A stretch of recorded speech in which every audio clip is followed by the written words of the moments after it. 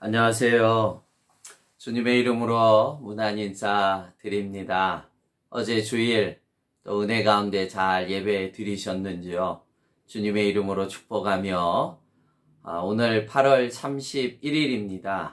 월요일 또 8월의 마지막 달인데 오늘 하루도 하나님의 은혜로 승리하시고 희망찬 한 날이 되기를 주님의 이름으로 축복합니다. 오늘 본문의 말씀은 에레미야서 21장입니다. 오늘 좀 본문이 긴데 1절에서 9절까지의 말씀 제가 읽겠습니다. 여호와께로부터 에레미야에게 말씀이 임하니라. 시드기야 왕이 말기야의 아들 바수울과 제사장 마하세야의 아들 스바냐를 에레미야에게 보내니라. 바벨론의 느부갓네살 왕이 우리를 치니 청컨대 너는 우리를 위하여 여호와께 간구하라. 여호와께서 혹시 그의 모든 기적으로 우리를 도와 행하시면 그가 우리를 떠나리라 하니 에레미야가 그들에게 대답하되 너희는 시드기야에게 이같이 말하라. 이스라엘 하나님 여호와께서 이와 같이 말씀하시되 보라 너희가 성 밖에서 바벨론의 왕과 또 너희를 애워싼 갈대아인과 싸우는데 쓰는 너희 손의 무기를 내가 뒤로 돌릴 것이요 그것들을 그 성 가운데 모아 드리리라. 내가 든 손과 강한 팔 곧 진노와 분노와 되노로 친히 너희를 칠 것이며 내가 또 사람이나 짐승이나 이 성에 있는 것을 다 치리니 그들이 큰 전염병에 죽으리라 하셨다 하라. 여호와의 말씀이니라. 그 후에 내가 유다 왕 시드기야와 그의 신하들과 백성과 및 이 성읍에서 전염병과 칼과 기근에서 남은 자를 바벨론의 느부갓네살 왕의 손과 그들의 원수의 손과 그들의 생명을 찾는 자들의 손에 넘기리니 그가 칼날로 그들을 치되 측은히 여기지 아니하며 국률이 여기지 아니하며 불쌍히 여기지 아니하리라 하셨느니라. 여호와께서 말씀하시기를 보라 내가 너희 앞에 생명의 길과 사망의 길을 두었노라. 너는 이 백성에게 전하라 하셨느니라. 이 성읍에 사는 자는 칼과 기근과 전염병에 죽으려니와 너희를 애워싼 갈대아인에게 나가서 항복하는 자는 살 것이나 그의 목숨은 전리품같이 되리라. 아멘. 시드기야 왕은 바벨론 공격 앞에 사신을 보내서 에레미야 선지자에게 간청합니다. 중보 기도하여서 그 하나님의 놀라운 기적으로 혹이나 저들이 떠날 수 있지 않겠느냐 하며 급하게 신하를 에레미야에게 보냅니다. 그러나 돌아온 하나님의 답변은 너무나 충격적입니다. 그간 하나님의 뜻은 무엇입니까? 범죄한 유다로 하여금 하나님의 심판으로 임하는 바벨론의 침략을 받아들이고 오히려 포로 기간 그것이 회복의 기간이 되기를 원하신 것이 하나님의 뜻이었습니다.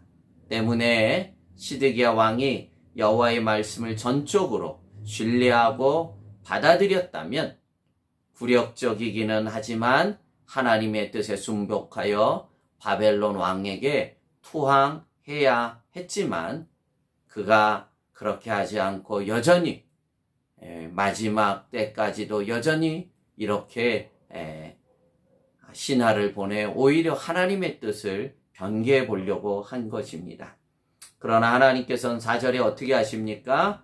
잘 보십시오. 그 쳐들어오는 바벨론을 향해 성문 밖에서 성 밖에서 이렇게 방어진치를 만드는 것이죠. 그러자 하나님께서 어떻게 하시냐면 4절 말씀입니다. 이스라엘 하나님 여호와께서 이와 같이 말씀하시되 보라 너희가 성 밖에서 바벨론 왕과 또 너희를 애워싼 갈대인과 싸우는데 쓰는 너희 손의 무기를 내가 뒤로 돌릴 것이요 그것들을 성 안 가운데 모아 드리리라. 아멘. 오히려 하나님께서는 강권적으로 이스라엘 군인들의 무기를 뒤로 돌리겠다는 거예요. 그러니까 방어진지를 성립하지 못하도록 군인들의 무기를 거꾸로 성 안으로 하나님이 들어오게 하겠다는 것입니다. 당시의 전쟁이나 기근 또 전염병은 분명 하나님의 심판을 나타내는 도구들입니다. 이러한 하나님의 심판 앞에 수차례 하나님께서는 주의 종들을 보내서 회개케 하시고 말씀을 주셨지만 남유다인들은 콧방귀만 뀌고 말았습니다. 그리고 이제 와서 선지자를 불러 하나님 앞에 긍휼을 구하며 중보기도 해달라고 했지만 때는 이미 늦은 것입니다. 회개는 없고 돌이킴은 없고 그저 중보기도만 요청하고 만 것입니다. 하나님의 뜻은 코앞에 닥친 침략을 이겨내고 물리치는 것이 답이 아니라 오히려 바벨론 포로 70년의 이 기간을 통해서 철저하게 낮아지고 철저하게 자신을 되돌아보고 그렇게 하나님 안에서 치유와 회복의 기간을 갖는 것이 정말 중요한 것입니다. 여러분, 그러나 이 길은 결코 죽는 길이 아닙니다. 포로가 되었다고 해서 사망의 길이 아니라 도리어 그 기간 동안 회개와 철저하게 낮아짐과 하나님 말씀 가운데 치유와 회복의 기간을 통해 사는 길인 것입니다. 여러분 8절에 말씀하고 계십니다. 여호와께서 말씀하시기를 보라, 내가 너희 앞에 생명의 길과 사망의 길을 두었노라. 너는 이 백성에게 전하라 하셨느니라. 생명의 길과 사망의 길이 있다는 것입니다. 그러면 어떻게 해야 사는 길입니까? 9절에 하나님이 말씀해 주고 계십니다. 여러분 9절 말씀 참 중요합니다. 9절입니다. 이 성읍, 그러니까 예루살렘 성을 가리키는 거죠. 이 성읍에 사는 자는 칼과 기근과 전염병에 죽으려니와 너희를 에워싼 갈대인에게 나가서 항복하는 자는 살 것이나 그의 목숨은 전리품같이 되리라. 아멘.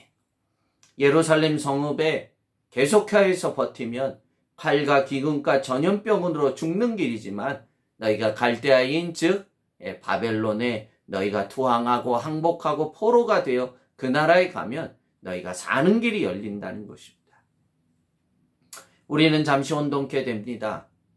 하나님의 성전이 있는 예루살렘 성을 포기하고 적군에게 투항해서 바벨론으로 포로되는 것, 그것이 사는 길이라고 하니 이것이 어찌 우리가 이해가 되는 말씀입니까? 여러분, 속지 말아야 될 것이 있습니다. 아무리 화려한 성전이 있다 해도 우리의 심령이 화인 맞고 타락하면 그 성전은 아무 소용이 없다는 것입니다. 지금 중요한 것은 성전이 있느냐 없느냐가 아니라 하나님의 선민의 백성들이 타락하고 깨어졌는데 성전이 지금 무슨 소용이 있느냐 하는 것입니다. 하나님의 뜻은 예루살렘 성을 떠나서 비록 너희가 포로 기간이지만 너희가 바벨론 그 아래에서 오히려 너희가 철저하게 낮아지고 그 기간 동안 오히려 하나님의 말씀으로 치유와 회복의 시간이 절대적으로 필요했기에 하나님은 바벨론 침략을 허락하셨고 잠시 동안 나라의 문을 닫을 것을 명하신 것입니다. 곰곰이 생각해 봅니다. 오늘의 시절이 정말 이와 너무나 똑같습니다. 지금의 시절이 죽음의 그늘에 사로잡혀 살아가지만 참으로 우리 앞에 생명의 길과 사망의 길이 지금 놓여 있습니다.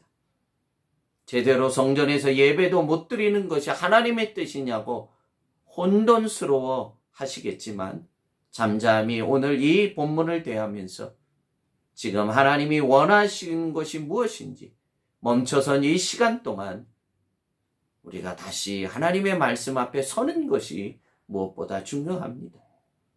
그래서 이 멈춰선 시간 동안 철저히 우리 자신을 말씀 가운데 깨우치고 회개하고 돌이키고 결단하고 그것이 사는 길이요, 그것이 생명의 길이요, 지금 그것이 하나님이 원하시는 것입니다. 멈춰선 이 시간 동안 잠잠히 말씀 가운데 철저하게 나 자신을 뒤돌아보며 우리가 정말 잘못한 것을 끊어버리고 회개하고 돌이키며 간절히 다시 예배할 날을 사모하며 나아가는 거룩하고 거룩한 한 날이 되기를 주님의 이름으로 축복합니다. 기도하겠습니다. 하나님 아버지, 오늘 예레미야 이 귀한 말씀을 통해서 정말 하나님의 뜻이 무엇인지를 겸손하게 깨닫게 해주시옵시고 멈춰선 이 시간 동안 매일 주시는 하나님의 말씀으로 우리를 점검해가며 뒤돌아보며 그리함으로 남은 우리의 인생 동안 어떻게 살아야 될지를 결단하고 회개하며 다시 열릴 성전의 예배 가운데 정말 눈물로 산작의 예배로 드리는 우리 모두가 되도록 주의 은혜를 더해 주시고 그렇게 오늘 한 날을 거룩한 한 날로 들여가는 복된 날 되게 해 주옵소서. 감사하고 예수님 이름으로 축복하며 기도함나이다. 아멘.